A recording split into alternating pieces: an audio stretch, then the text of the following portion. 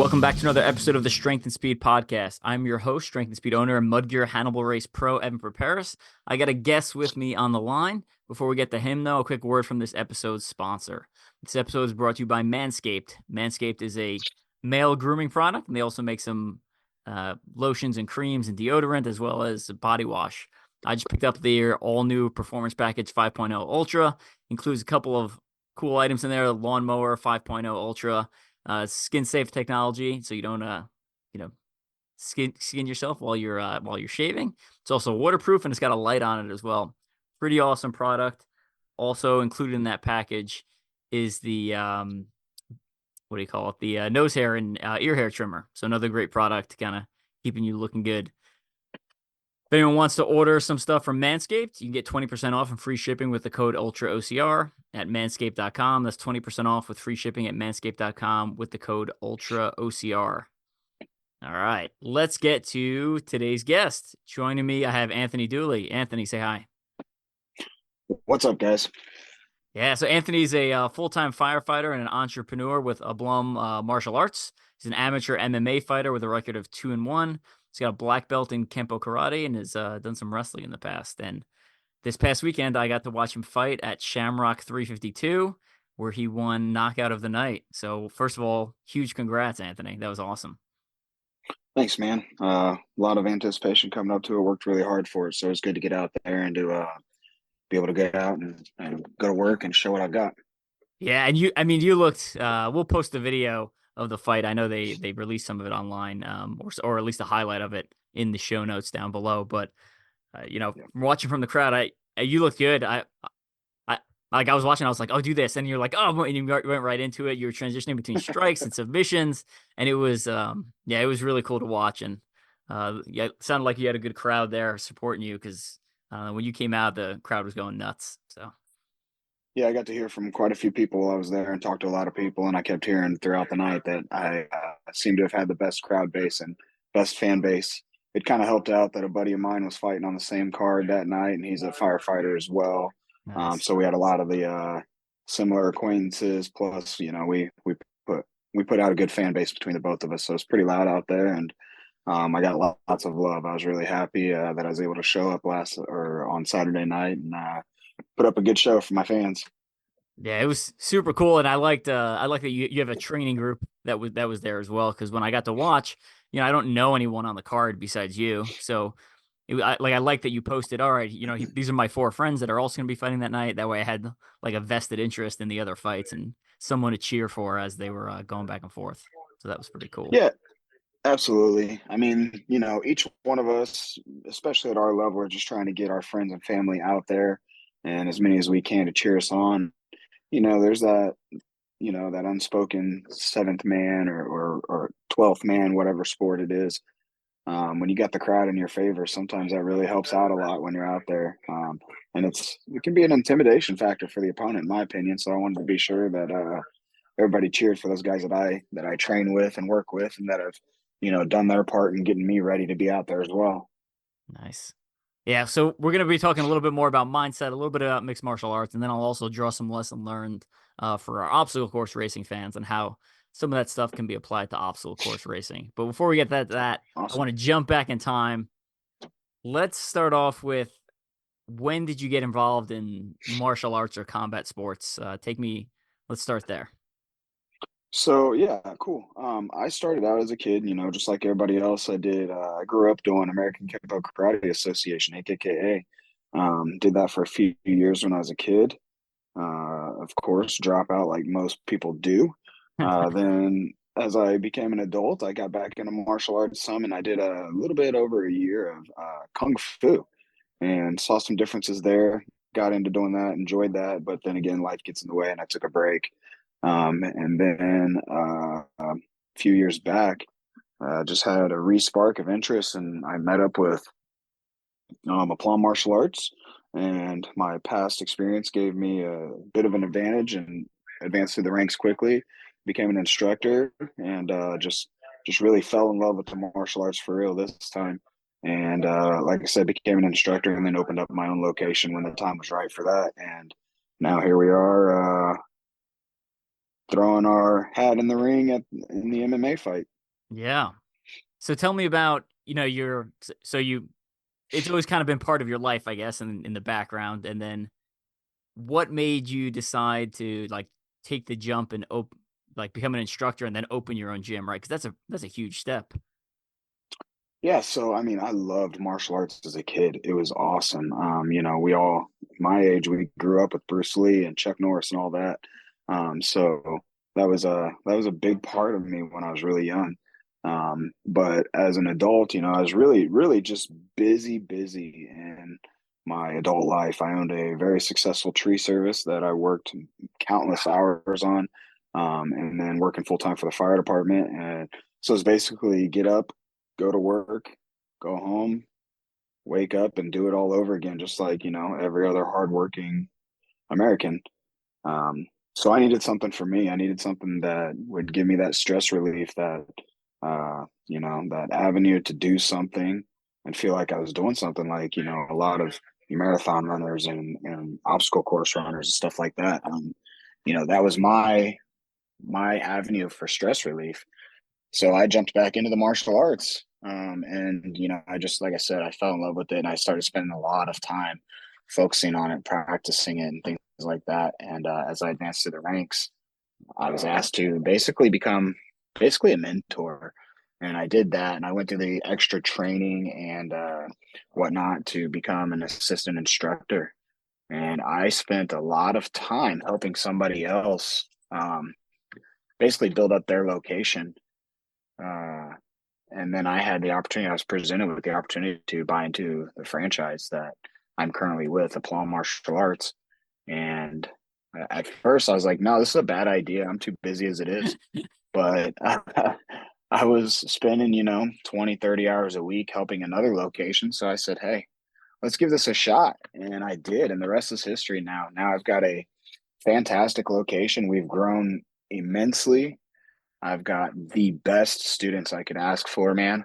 And we just changed our location. We just went from a small 1,000 square foot building to we took over two locations of somewhere else, and now we're in like a 2,800 square foot building. It's freaking amazing. It's a lot of fun in there. Yeah, So that's kind of how we got in there. I've seen some pictures of your new location online. It looks phenomenal. I have not been there yet, but it Yeah, looks really nice. Yeah. you're gonna have to throw on the gi, come in and check it out, and run a Yeah. class with us. Sounds good. Sounds good. So when you first opened the gym, you still had the tree business, right? You had kept one foot in each world. Did you make sure the martial arts was going to be successful as a business before you completely pushed the that behind? That's exactly what I did. That was the plan. COVID was fantastic for my tree service. We exploded and did a lot of business. I mean, we were grossing basically about $800,000 a year, which was a good income for me. It was my wife's full time job too. I employed 7 full time people, employees, and all that. But part of the growing pains with COVID is employees got harder and harder to deal with. And I Mm, started to see that. So opening up the martial arts dojo was an avenue of escape from the uh, the tree industry. But yeah, the plan was to build it up and get it to where I wanted before I stepped out from the trees. And because I am a full time firefighter as well, and then doing two other businesses was really, really hard and complicating. I was literally waking up from the fire department, which we do 24-hour shifts. I would get up at 6 a.m. and go in and do tree work from 7, whether that be the physical labor itself or bids, paperwork, meeting with people, whatever it was, um, from 7 a.m. to 4 p.m. And then I'd go from 4 p.m. to 9 p.m. teaching at the dojo. And then I'd wake up and, I was literally going home to tuck my kids into bed and have dinner and go to bed and get up and do it over again. So it was a point where the tree service was suffering because I was spending time at the dojo trying to grow that. And then the dojo was suffering because I couldn't spend the time doing the marketing and the building relationships and stuff like that. Um, so there was a point where I had to make a decision on whether I was going to do the lucrative tree service that I had grown to hate, or risk it all and shut down the tree business and commit to growing the dojo. And I did the latter. I shut down the tree service and we took off doing the martial arts, and I don't regret it at all now. Nice. Yeah. I'm always I was kind of curious, there's some people who when they go into start their own business or become part of a business, they're like, "Oh no, burn the ships," type mentality where they're like before they have like any sort of things established, they're like, "Oh, I'm going to quit my job and do this full time." It's like, I don't know. I'd probably get at least the wheels turning first before I kind of jumped in. But I'm a little more risk averse when it comes to business and financial decisions. Yeah, I'm 100% like that's my wife. She wants to plan and weigh things out and things like that. And I've got a saying that I've kind of adopted. I don't know if I created it or if I heard it somewhere and adopted it or what, but I'm kind of a believer in what I tell my students and some other business professionals is you really find out what a man is capable of when they put themselves in a position where they have no other option but to succeed. Yeah. And that was the case for me. I mean, I put all my eggs in one basket, and it was succeed or sink. And so it was a burn the ships because we ain't going home. Gotcha. Gotcha. Cool. All right. Now tell me a little bit about right. So you doing great with the martial arts, black belt, had some training history and some other stuff. Talk to me about the decision being like, instead of just being a teacher and running a dojo, I'm going to step in the ring and compete in mixed martial arts. Talk to me about that decision and your kind of your mindset and behind it. Dude, it's kind of wild. Because I'm telling you right now, I'm way too old for this. I'm 37. Um, I just turned 37, So and side note, when they put up your age on the screen, it said 24 at the fight. I saw that. It's somebody stopped me in the crowd and they grabbed my gray hairs and my beard and they're like, "I don't think you're 24." And I was like, "Do I look 5'11" either?" Yeah, I'm 5'7". I'm nowhere the near 5'11". the guys next to me were like, "I don't think he's 24." I was like, "No, he's got like a kid in high school. I'm pretty sure he's not 24." It's Yeah, like, my son turns 18 next month. yeah, um, no, they got it right on the other everything else, but they messed it up on the television prompt screen. yeah, Um, but yeah, anyway, so I mean, so I was looking for my son a fight because I mean, he's good. he is Honestly, there's good. some days where I think he's better than me. I And I've he's only, I've sparred with him and it was rough. I was like, "What in the heck?" So dude, he I is remember good. that. I Yeah, remember that. Yeah, we had a I couple was of good impressed. we had a couple of good sparring matches. That was fun. So Right. Yeah. I can remember both times, both in the park and then at a really high ranked test. yep, yeah, Um, but yeah, so I was looking for him for a fight, and Loki kind of looking for one for me as well. I just didn't want to advertise it as that, you know. So there was kind of this part of me that was just like, man, I've been teaching this martial arts. Am I that, am I that gimmicky guy that really isn't capable and just pretends or whatever? So there was a bit of an ego thing, a pride thing, and I wanted to see what I got. yeah, And the first one, so this group that I first reached out to kind of just threw me in the pit, and it was way in a weight class that I shouldn't have been in against an opponent that I shouldn't have fought, and it did not go well for me. So it was just kind of a test of I wanted to figure out who I was and if I could do it. And I don't know, I don't want to say like a midlife crisis or something like that, but I mean, I just, I wanted to see what I had. And yeah. I trained hard. And that first fight did not go the way that I wanted. And it was hard on me, man. It was depressing. So I started to wonder like, am I a fraud? Am I teaching something that's not applicable? Am I not a good fighter? Am I not a good martial artist? Mm, And I was in depression for like 3 weeks, man. It was hard. Um, and then, it was, I had to decide, if I was going to let that one loss dictate who I was, or if I was going to become somebody else, if I was going to become that person that I encourage my students to be. And, we put the nose back to the grindstone and went at it. Yeah. And then how did your next I mean we mentioned it already, but how did the next fight go? The next fight was fantastic. I came out and I pretty much dominated the fight. Um, One big problem that I had in my first fight was jitters. And like, I go back and I look at the first fight and I watch it. And I'm like, wow, I'm watching how I'm moving and jerking and like not moving. And I'm like, that is not who I am. And then the second fight, I was able to kind of bring that down a little bit and control that a little bit better. So the second fight, we went out and pretty much dominated the second one, and it was fantastic. And I mean, I cut 20 pounds to fight people my size more Yeah. in a weight class according to me, and that's a huge difference. My first opponent had 11-inch reach on me, Oof. so that was a bad decision on my part. Yeah, I The mean that's second one that's was that's brutal. Yeah. yeah, everybody's got reach on me. I've got abnormally short arms, even for my short height. But How the tall are you? second Just one for I was the able to. the crowd. I'm 5'7", and I have a 64-inch reach. And to put that into comparison, like women in the UFC that are 5'4", 5'5" have like a 67, 69-inch reach. So I'm sitting here with a 64-inch reach, and it does not. I mean, you think it doesn't matter, but it matters. It matters a lot. Yeah, that definitely does. Absolutely.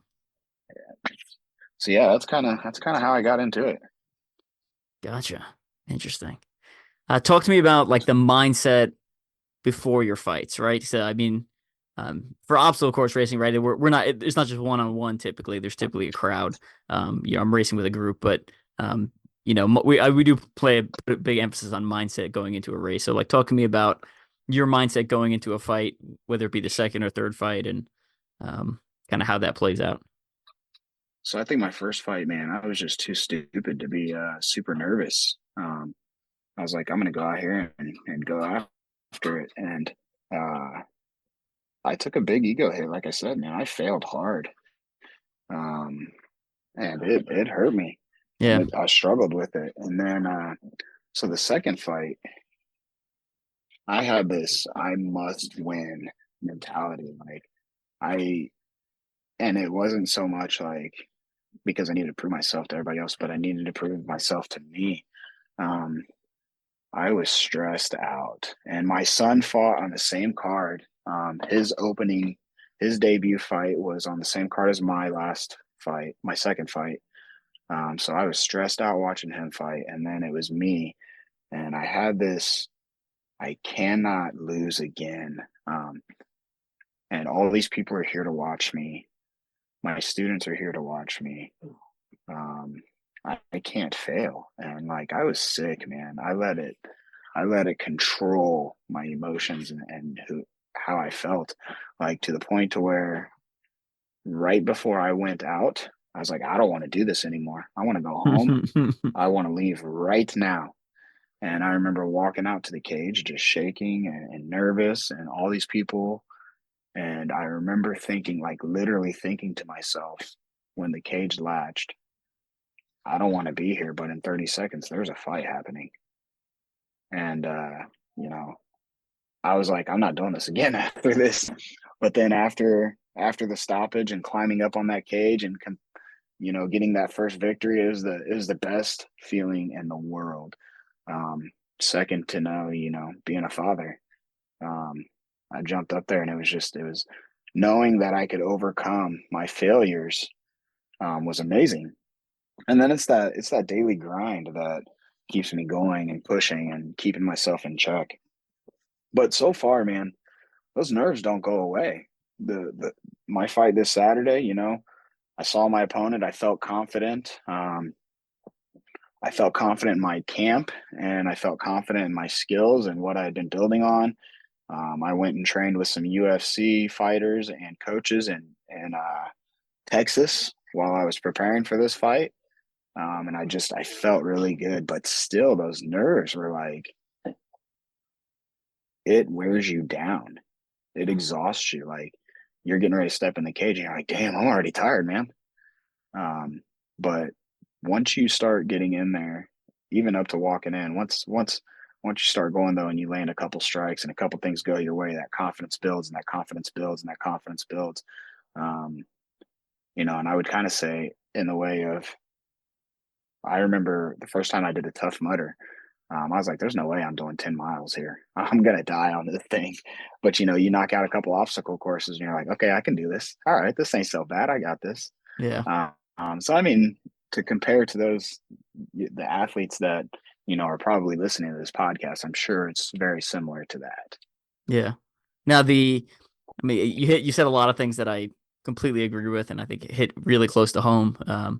Like to me, if you're not failing at things, you're probably not setting big enough goals, whatever that may be, right? You're gonna hit some failures along whatever your career or personal goal path is, sports, hobby, martial arts, whatever that may be.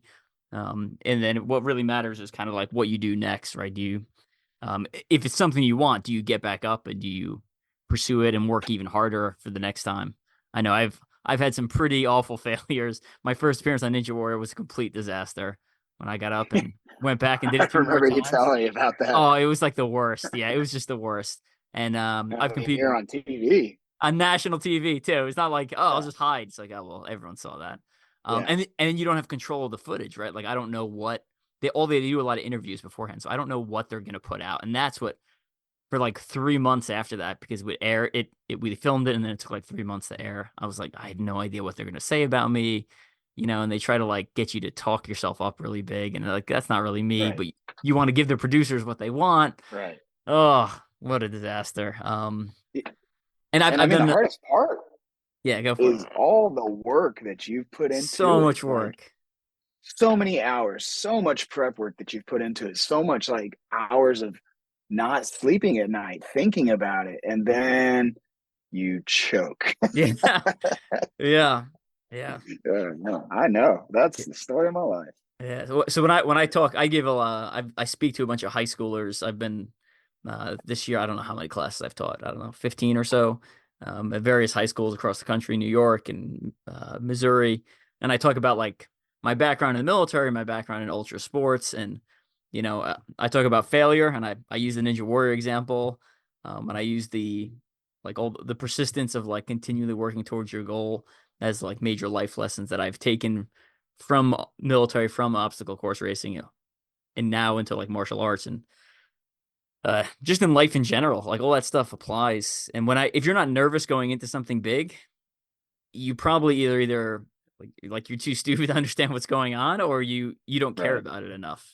Right. So I mean, I still get nervous walking up to uh like major ultra obstacle course races. I'm like, oh man, and similar feelings, right? Like there are times I walk up to the start line of a 12-hour race and I'm like, I do not want to be here. Like this is like I'm about to make Yeah. myself suffer for 12 hours and it is not going to be pleasant. I'd rather just Right. go home and go to sleep. So, Yeah. I just had a friend actually less than a week ago text me, and it was unrelated to this current, what we're talking about. But he texted me and he asked me, he goes, how do you keep going when it's hard? And then he's like, I have to make decisions that are hard right now. And some of them are going to be put me in an uncomfortable position. Number one thing that I said is, we're adults. We have to do hard things.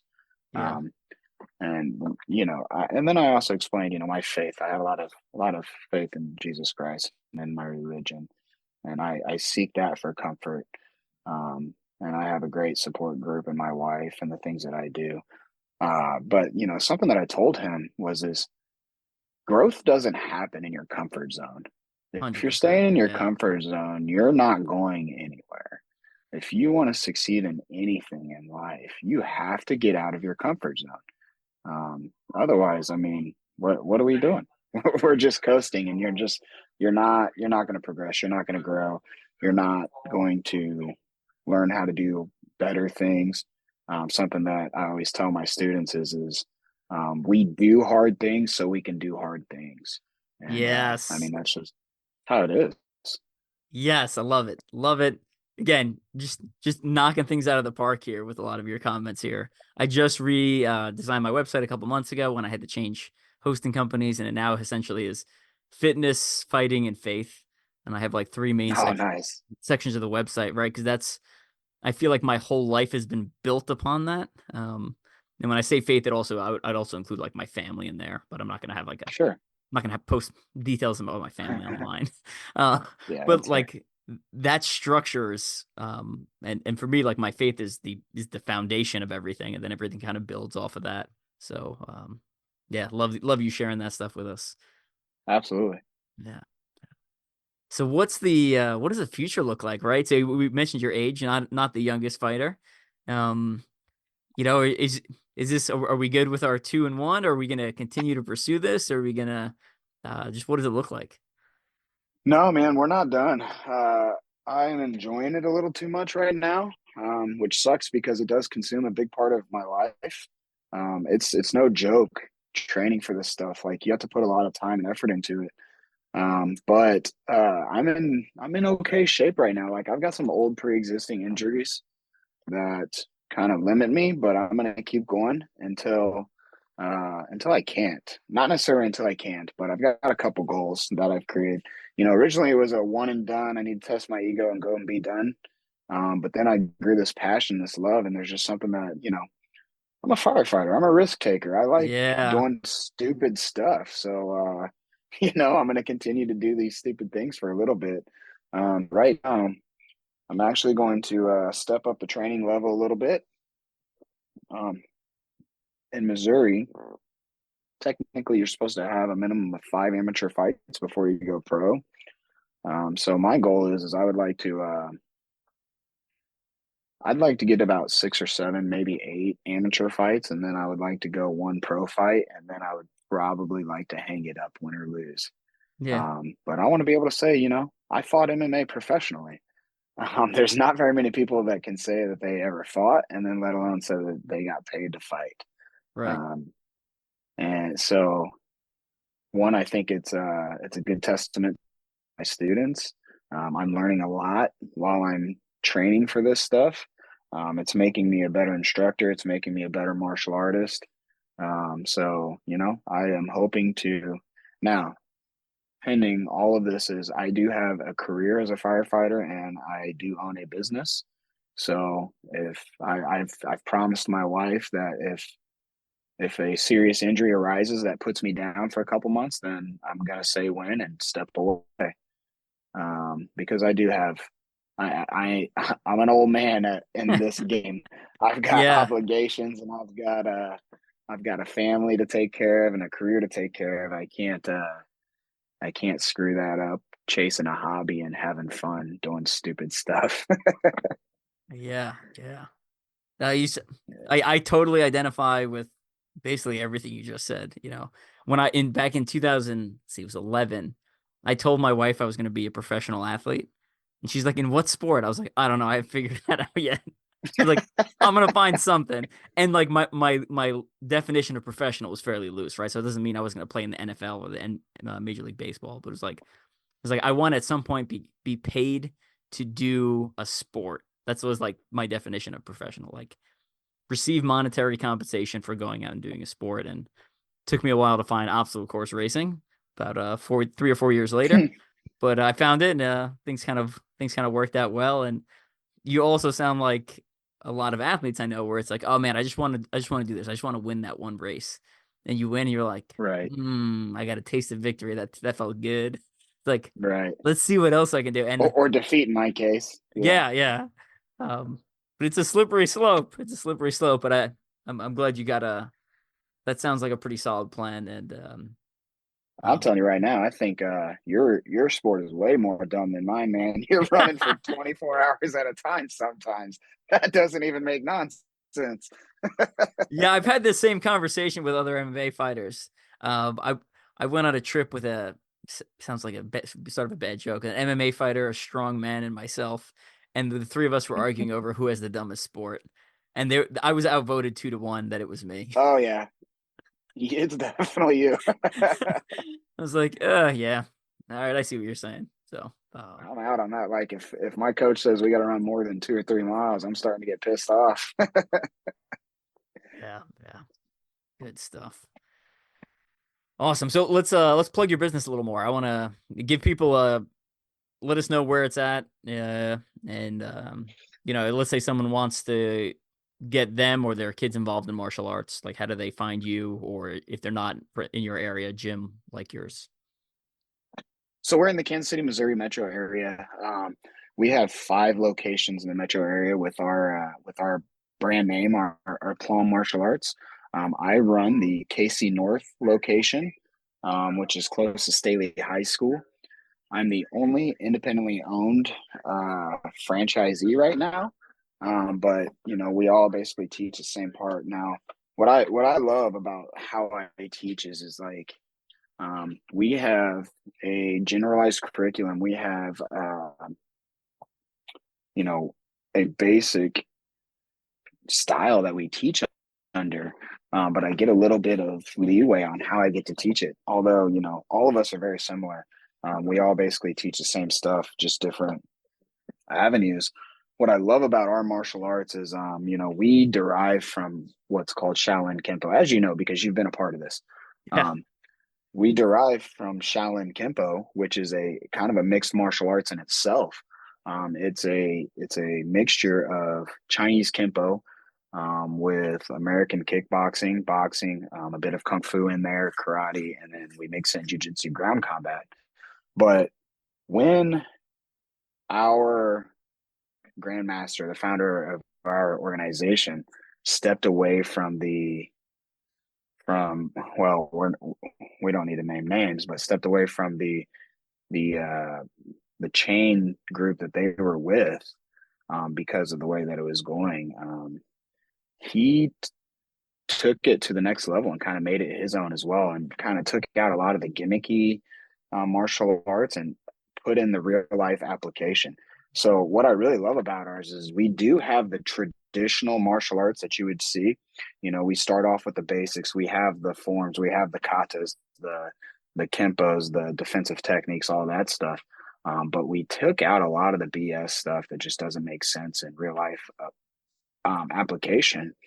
And so we have the discipline and the traditions of old school karate, and then we have the adaptations of what's real life now. Because I mean, we know that kickboxing and boxing is a big part of real fighting and self defense, and then fights go to the ground most of the time. So then you have to have that ground combat and that mixture of jujitsu and stuff like that. And me, being an MMA fighter, I adapted even a little bit further on.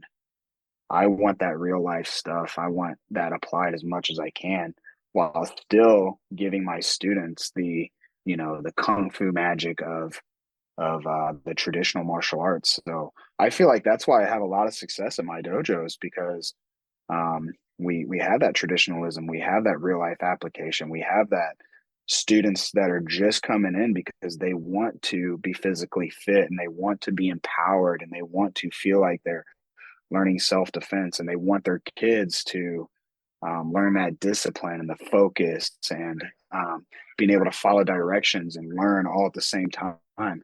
So man, I hear all the time that, oh, I'm too old for this, or I'm too young for this, or whatever. But this is truly for everybody. I've got students from 4 years old to 84 years old, and there really is just something for everybody. That's why I do it. I love it, man. We can just help so many people, and I can't tell you how many times that I have that pride and that sense of happiness and accomplishment when I have, these really older students that come in and are like, Sensei, thank you so much. I've got better balance. I'm able to work better and I feel better throughout the day. And then I've got these parents that come in and they're like, my 6-year-old's more focused in class now, and the phone calls have stopped. And I see them improving and their balance and their weight and their life and all these different things. And just martial arts is a great avenue for anybody, and you don't have to be a cage fighter. I can tell you right now, not one of my students probably is ever going to step into the cage so far, Hmm. except for maybe my son. He already has, I guess, so that doesn't count. But I mean, most people don't get into traditional martial arts to become a fighter. And I'll tell Right. you right now, most people that think that they want to do MMA don't know what they're talking about. I can tell you the number of people that have, or I can't tell you the number of people that have come into our MMA room and they get punched in the face a few times and they're like, I'm out of here. Yeah, like, this is not fun. Yeah, they're there for 2 weeks and they're out. You never see them again. That's not uncommon. So I mean, but we offer what anybody wants. You want to be a cage fighter? I'll teach you to fight in the cage. If you want to be really good at katas and forms and just super flexible, I'll teach you all the forms that we have. If you want to just learn how to defend yourself and your family and know what to do if you're ever in an altercation while getting in shape and having fun, man, we will teach you that too. Uh, it's it's just there's endless application for everybody in there. There's no reason you should not do martial arts. I can tell you that. It doesn't matter if you've got an injury. It doesn't matter if you have problems. It doesn't matter, if you have discipline issues. We need you even more if you have discipline issues. Doesn't matter if you have a firearm because I can tell you that only goes so far as well. That's right. Um, ha- You, I Happy to mean, prove that. yeah, I mean, one of the companies I help work for and write podcasts or do podcasts and articles for, Ticket Tactics, and then on the military side, combatives, like we get that all the time. Oh, I got a gun. It's like you won't get to the gun because the attack is going to start so close Absolutely. that you Yeah. won't be able to even reach it. Like I will have you mount it and be punching your face in before, um, Right. So even the weapons courses we teach for like Ticket Tactics, we'll do a weekend seminar and spend 75, 80, 90% of it focused on just getting the weapon employed, Yeah. right? Like, because if you can't employ the weapon, who the hell cares what you got in your waistline or on your pocket or on your keychain, So, Right. So I mean, I carry myself, and I remember hearing all these people always say that, like when we're at events and stuff like that, and we're doing our marketing, we're like, "Oh, I've got Smith and Wesson." Well, that's cool. The average person, the average trained person that practices this takes approximately 3 seconds to draw their gun. It's like 3.1 is the average. That's a long time. that's a long Just time. walking. Just walking, I can walk about 16 feet in 3.1 seconds. And I mean, you better be running because I'm going to be running and I'm going to throw knees and I'm going to punch you in the face and jump on top if I was an attacker.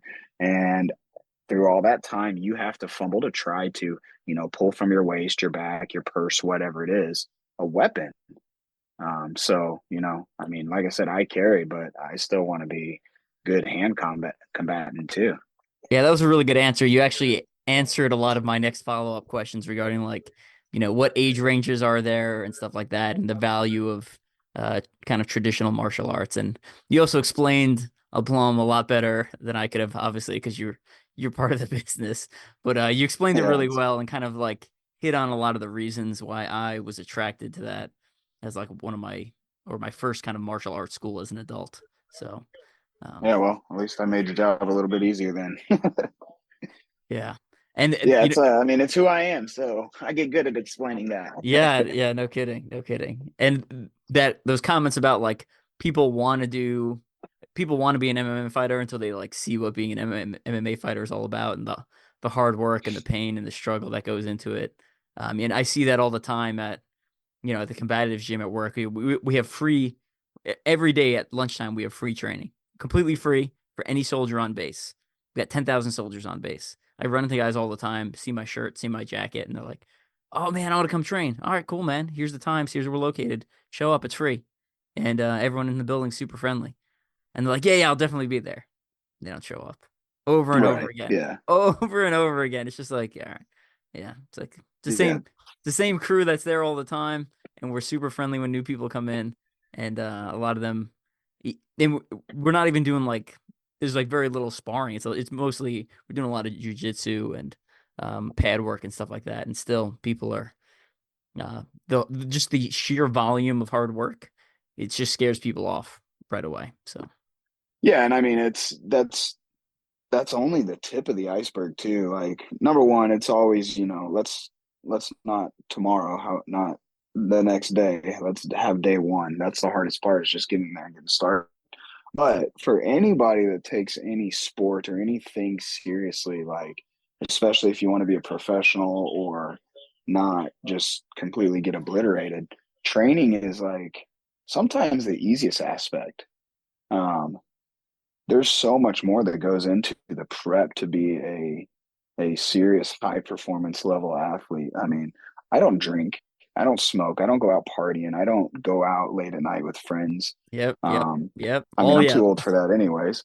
But I I mean, I can't tell you that, well, if what you do, the amount of money that I spend on nutrition and the time of prepping and planning out meals and making sure that I'm eating right and that I'm balancing my body correctly between training, overtraining, not training enough, um, trying to make sure that I get enough sleep and just everything. There's so many things. And then there's the mental aspect of it. There's the recovery side of it. There's so much that goes into play with being a combat sports athlete or a marathon runner, a professional athlete of any sort. If you want to be the best that you can, it's expensive, it's time consuming, it's dedication. Like David Goggins says, like you become obsessed to the point where other people don't understand, and they Yep. never will. That they don't understand unless they do it. Yes. 100% agree. Love every that was all one for one transferable over to obstacle course racing, right? I mean, you can all of those, it needs to become all consuming if you want to really see what your true potential is, and you need to do it for a very long time. Yeah, Train and compete to see, how high you can actually make it. Otherwise, you're self-selecting, you're stopping short based off your own perceived ceiling, which is not close to your actual ceiling. yeah, absolutely. And if you ever need that extra motivation, I'm sure you have brought it up in one of your past podcasts, but that David Goggins book, You Can't Hurt Me or Can't Hurt Me, is amazing. It'll get you motivated, that's for sure. Yeah, he's good. I agree. He's a little harsh for my tastes, but Yeah, I agree with his message. Like his messages when he says stuff, I'm like, oh yeah, that's what the voice in my head is saying. I don't say it out loud because yeah, it yeah, makes people angry when I yeah, speak yeah, like that. absolutely. So, but There's yeah, I'm not going to say everything that he says is gospel, and there's some things that I don't agree with, and I wonder what kind of personal life he probably doesn't have a personal life because of his obsession. Um, so if you want to stay married, he even says it in his book. There's times you got to check out and dedicate time to family and stop being so obsessed. But I mean, there's a lot of motivating and truthful things that he says in there. yeah, and that's just so we're kind of heading down this route, but that's some for those who are like pursuing a professional or a high level and want to get sponsorships or or compensated, there's like a whole nother avenue of stuff you have to do, right? Like so when I watched your fights and I went through all the guys that were you were friends with. I went and like found them on social media, or I found most of them, I think. And I I followed saw them. that. That's cool. So I followed them and I was like tagging them in the stories. And a lot of them have like very little social media profiles, and especially when it comes to fighting, right? If fighting is something you want to do and get sponsored and stuff like that, and the only guy I saw the entire night who appeared to do sponsorship well was what was his name? Something Hicks. Give me 1 second. I have the card. Tyson Hicks. Tyson Hicks. So Tyson Hicks was Yeah, the only dude. He walked out like the old UFC fighters do, with a banner with his picture and his name on it, and then a bunch of sponsors on there. And I was like, yeah, that. I was like, that man understands something. I didn't look him up on social media, but um, it's like yeah. almost a So second career you have to do to like post about things daily, updates on training, reach out to sponsors, ask for sponsors, t-shirts, and blah blah blah blah blah. right, yeah. So he's professional, and it's a little bit easier to True. get some sponsorship when you're already a pro. Um, but that's something that I kind of played around with when I first started, and I ended up getting one sponsorship. And then I lost, and I was like, man, I don't want to be proposing people for sponsorships after losing. Mm, Um, and then part of it was, I just wanted to focus on my training and all that stuff. But it is like there's classes, there's seminars, there's all kinds of things that you can do But it is a lot of work to do sponsorship. Like you have to reach out to all these people. You got to form relationships. You got to um, get banners ready. You got to get Yep. shirts and clothing ready. You got to do podcasts. You got to do shout outs on social media for Yep. these people. You have to give them reasons to want to sponsor you. And but like my wife was telling me, like, hey, you keep doing this and training like you are, you're gonna need to find some sponsors because it is expensive. Like I flew down to Texas and spent 3 days in Texas training with a couple of UFC, well, a UFC coach, UFC fighter, number 10 flyweight Tim Elliott, and number 7 featherweight, 145 pounder in Bellator, Mm. um, and just tremendous training down there. But that stuff all adds up so quick, and like I said, I bet I spend $400 or $500 a month on supplements, just protein, creatine, glutamine, diet, nutrition stuff, things like that. It's easy to add up quick. Yeah. So I'm gonna. So I actually just recently wrote a book called The Sponsored Athlete. It has a bunch of training tips and like methods for getting sponsored, and a lot of it's written Sweet. from the obstacle course racing perspective, but it can apply to any Okay. sport. It can apply to Oh, hobbies. absolutely. It can apply to fighters, etc. So I'm going to send you a copy of my book. I'm going to get your address after this, and then Nice. um, if I'm ever in Kansas City and you want me to stop by and talk to some of the other fighters about some of the sponsorship, I'd be more than willing to do that. Try to help out some of the guys. So I've been getting product sponsorships usually a lot easier than getting monetary sponsorships, but I've Yeah, got yeah, absolutely. techniques and stuff like that for doing both that it's good understanding to have and kind of and for some people reaching out and getting sponsorships may not be worth their time and effort, right? Like you might be better off just working another shift at whatever job you have. Um, Right. but you know, personally, I like having some of that additional pressure and like responsibility because it makes me be like, okay, well, now I know someone is watching me instead of just Right. random people on social media. So it gives me reason to continue to train a little bit harder and perform continually. So, well, Yeah, and the ones that want to make it professional, like get past there's pro and then there's like high level pro and then there's UFC for fighters level. So like if you want that, I mean, having those sponsorships, that's gonna help out. Because let's be honest, like these upper level fighting promoters, it's a business, man. And if you've already got yep, your name with other businesses and you're already pulling in money, that's the stuff they want to see because they know they're going to make money off of you. So, yeah, that stuff. I think that's unfortunately that is a part of this business, and you need to be good at that too. yes, absolutely, absolutely. All right, we're gonna start wrapping things up. So before we get going, though, tell us something people would be surprised to know about you. Oh, this is the one question you told me about, and I It's forgot. the only question I told you about ahead of time. Everything else is off the cuff. I know. I feel like I had an answer and then it threw me for a loop. One thing that I think is kind of surprising about me is, um, I'm probably not the best at always displaying it, but I'm a pretty religious person. And this is kind of a weird sport to be religious in, and something that I struggle with because, my relationship with my Heavenly Father is important. And I tried, when I got into fighting, it really was. I used to watch UFC and think it was disgusting. Like these people are out here trying to hurt each other and injure each other.